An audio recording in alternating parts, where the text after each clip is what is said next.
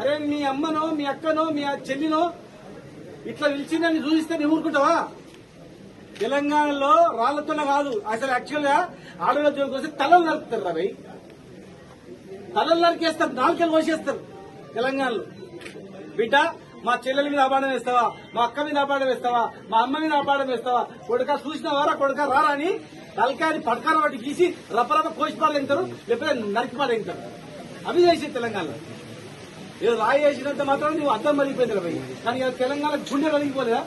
ఏ ఆడవాళ్ళు అయితే మీరు చూపిస్తున్నారో, ఏ ఆడపిల్లలు అయితే రమ్మన్నాడు పోయిండు చూసింది బదిలిస్తే పండుకునే ఏదో మాట్లాడుతున్నారో, మరి మీ అక్కనో చెల్లెనో చూపించురా, మరి నీకెంత బాధ అయితే తెలుస్తుంది. ఆడవాళ్ళ జోలికి రాకుండా నువ్వు మాట్లాడు, ఆడవాళ్ళ జోలి లేకుండా నువ్వు ఏదైనా దమ్ముంటే ఎదుర్కోవడానికి ఎవరే కానీ ఆడవాళ్ళ మీద నీచాతి నీచంగా చూపిస్తే తెలంగాణ సమాజం నడపదు, సహించదు. నిరుపడితో నింటది, ఒక పూట ఉపాసం ఉంటారు. కానీ ఇలాంటి చెడ్డది కుటుంబ సభ్యుల ఆడవాళ్ళ మీద వచ్చిందంటే ఎవరు ఊరుకోండి తెలంగాణలో. మీకు అలవాటు. మీరు